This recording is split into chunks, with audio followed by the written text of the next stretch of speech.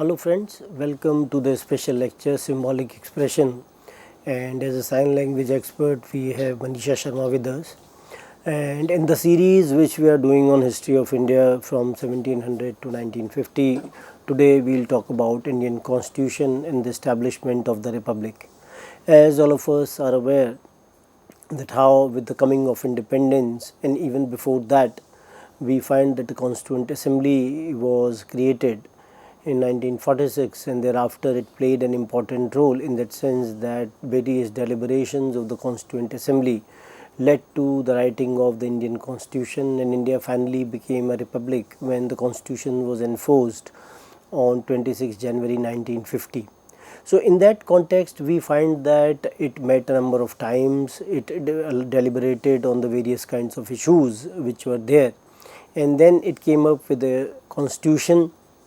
which had some of the important concerns of the national movement as well.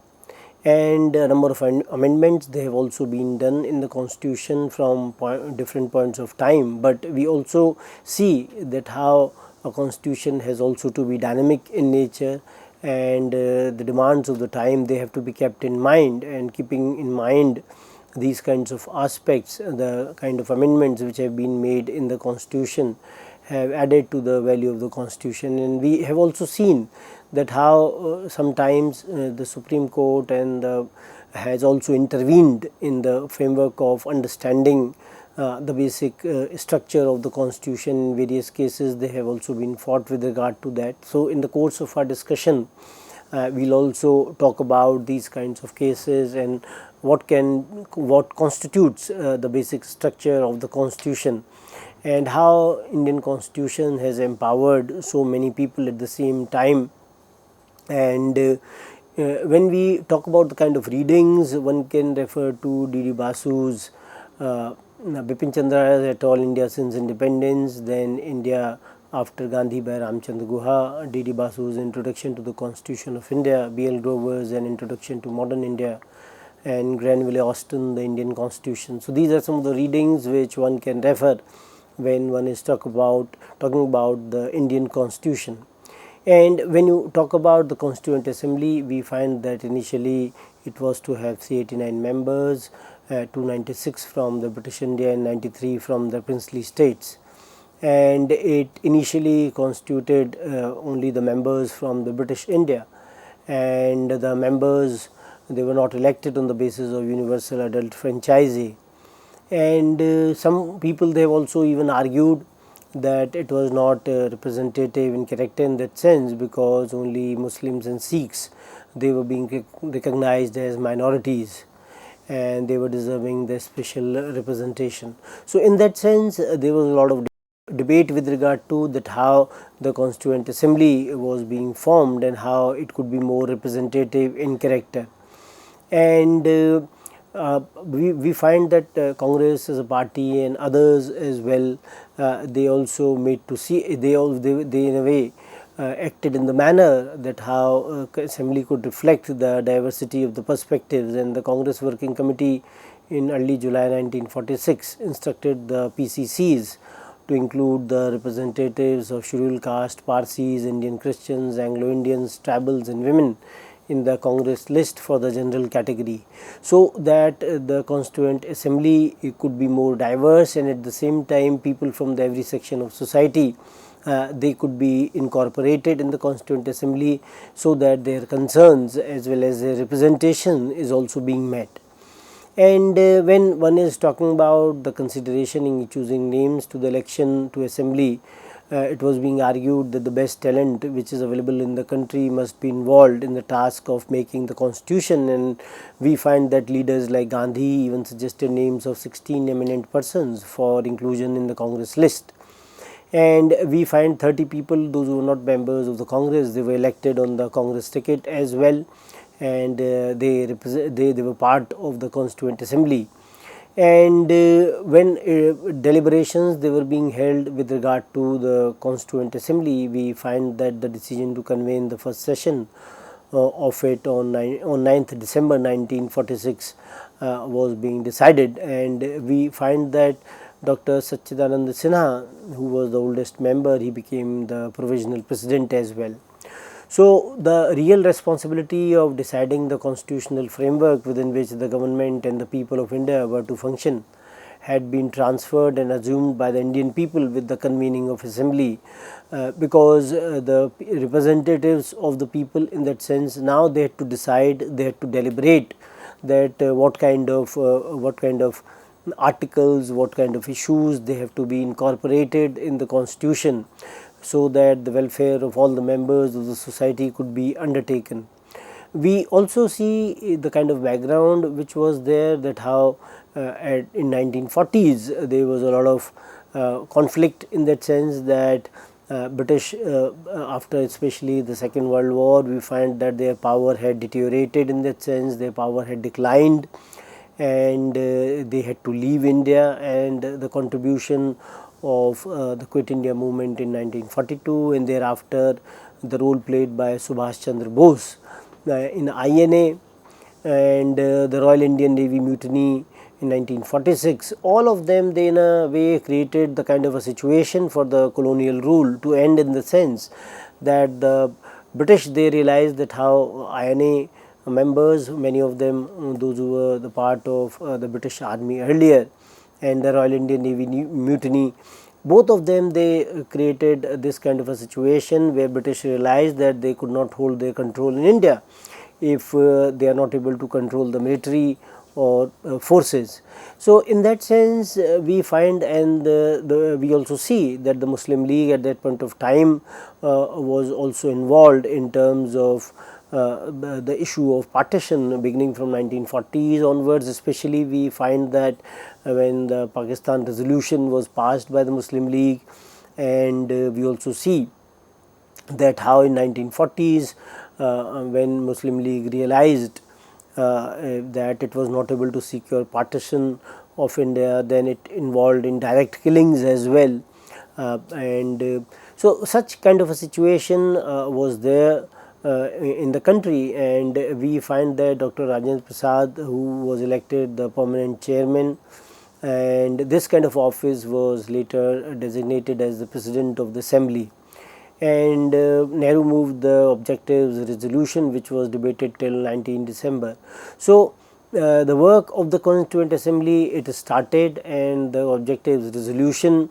was in a way postponed in the initial meeting, in that sense that how the members of the Muslim League and the princely states, they can also join. And the next session was held from 20 to 22nd January 1947, and then it was decided that it was futile to wait for League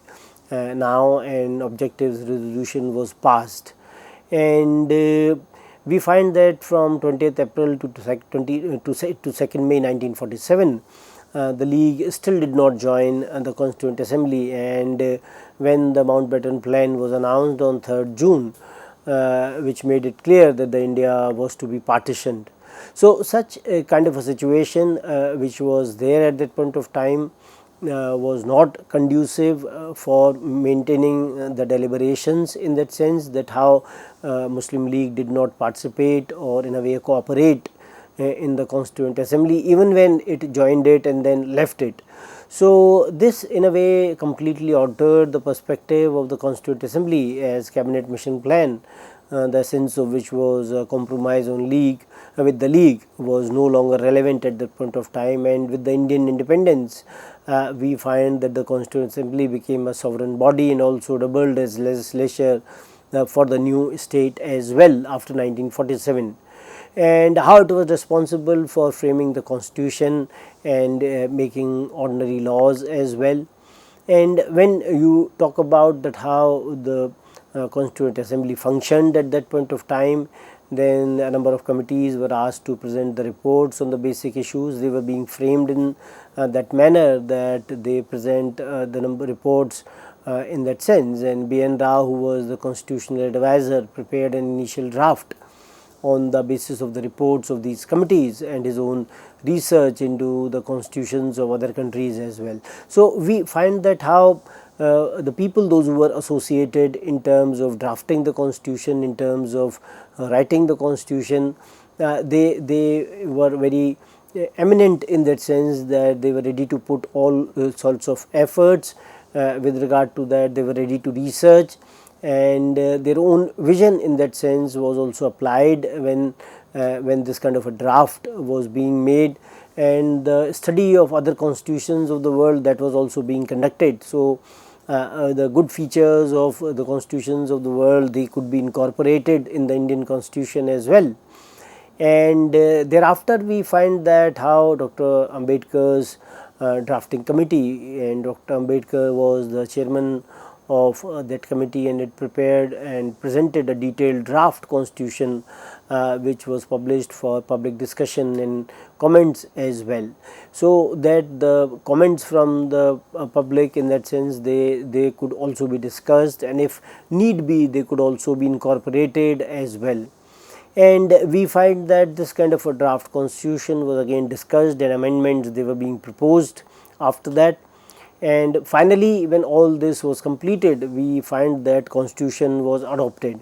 So very systematic and comprehensive kind of a research work was conducted by the Constituent Assembly, and Constituent Assembly also realized that it was very imperative or necessary from the point of view of the Indian masses as well, because then only a constitution which would in a way provide all sorts of sustenance to the masses could be made for India.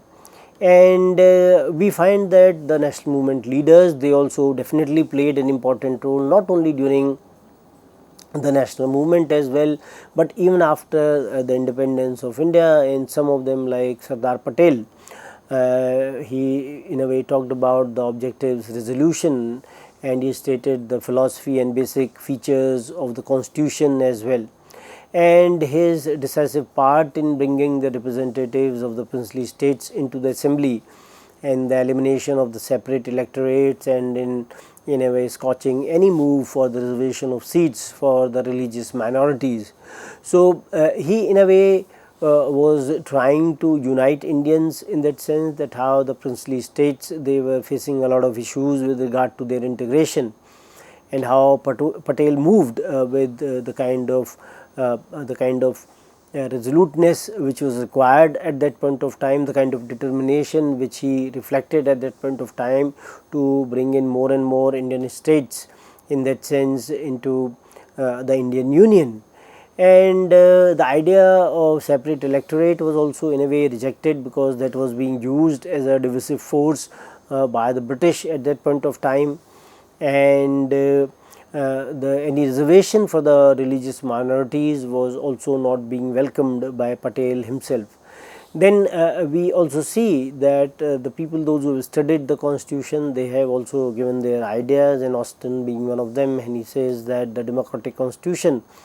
with a socialist bias was framed so as to allow the nation in future to become as socialist as its civilized, as its citizens desired, or as its needs demanded. So we find that the scholars, those who have in a way studied that, they have argued that the constitution had a socialist bias, and even in future when the nation wanted to become socialist, and if the citizens in a way desired to make the nation socialist, then it could be taken care of. But when we talk about the Indian constitution, we find that it had a number of features. Socialist features were only one of them, but apart from that, we find that the constitution had so many other features as well, and it provided some kind of a framework for the democratic and parliamentary form of government. And we find that the adoption of the parliamentary system was taken with debate on panchayat based indirect elections and a decentralized government, but it did not have any kind of a widespread support. And one of the constitutional experts, they argued in that sense that the assembly has adopted the principle of adult franchisee with an abundant faith in the common man, and the ultimate success of the democratic rule as well. The only alternative to adult suffrage was some kind of indirect election which was based on village community or local bodies. and that was not found feasible, and Lalladi Krishna Swami Iyer in a way argued in that sense. And we also see that scholars, those who have in a way studied the constitution, like Granville Austin, K.M. Panikkar, they have in a way argued, especially Austin says that the direct election by the adult suffrage, the gong or some kind of an award, or the single note whose reverberations might awaken or at least stir sleeping India. So, it was one important aspect, because adult suffrage would provide every Indian who was above a certain age, and there were no distinctions in that sense in terms of voting. So, we find that it was a very big tool or an instrument to empower people, and we find also in the later times that how people got empowered, and because they could vote out the government or they could elect the government. So, in that sense we find that Panikkar has also argued that the adult suffrage has social implications far beyond its political significance, in the sense that the social groups which were previously unaware of their strength and barely touched by the political changes that had taken place, and how they realized that they were in a position to wield power, and how a number of government at different points of time they have been voted in or voted out by the masses in terms of either their popularity or in terms of what they have done for the common masses. So, in that sense adult suffrage was a great kind of a contribution, where everyone had that kind of a right, and there were no kind of a qualifications which were being placed. And we see that many a times the new groups at the lower end of the social hierarchy, they learn to experiment with the different political parties and candidates who are securing their felt needs. And it also forces the most elitist of candidates to seek favor of vote of the humblest voter, because even if someone is from a higher rung of the society, even then he has to go and seek vote of the humblest person. So, it in a way was an important development from the point of view of the adult suffrage. And we also see that the extent of leap can be gauged by recalling that till end of British rule, the franchisee was restricted by property, educational and other qualifications to approximately 15% of country's population. So, we realize that how only 15% of India's population was in a way had that kind of a qualification to vote when the British left India, but how Indians with the universal suffrage in one stroke gave everyone this kind of a right, where they could in a way contribute to the government making, and in that sense it also empowered them as well. And it was to be also seen in the framework of 1940s, where we find that India was in such kind of a situation where on the basis of language, religion, race, caste,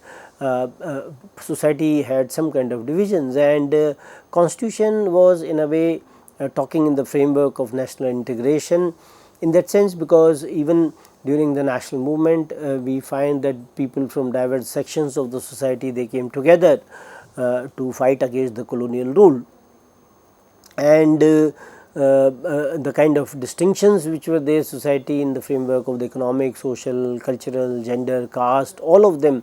they had to be taken care of as well. And it was also in the background of poverty which we see during this time, because of the fact that how British during the colonial rule had looted India, in that sense that all the resources of India, they were being taken away by the British. And we find that how the partition of India, it also in a way contributed to the kind of confusion which was already there in some sections of the society. And we find that during the times of partition, so many people, they lost their lives, people, they became displaced, and how these people, they had to be resettled as well. And given the kind of challenges which were there in the society, the task of nation building was an important concern of those times. And we also realize that it would have been a very difficult kind of a situation for the rulers as well, because we find that such kind of issues which were there in the society was also hampering the progress of the society. So, we also have to understand the situation in the framework of the challenges which were there in the society at that point of time, and how the people, those who were at the helm of affairs, the people those who were in terms of making the rules and regulations, constitution being an important document in that sense on which the country was to be governed, we find that these people, they realized that how they have to go about and how they contributed to the establishment of the republic through the writing of the constitution. And with this, a new kind of a chapter also began in the Indian history when it became independent, and how India was proclaimed as a republic in 1950. So, with this I would like to end the discussion. We will talk further about the other important aspect of the constitution in our next lecture. Thank you very much.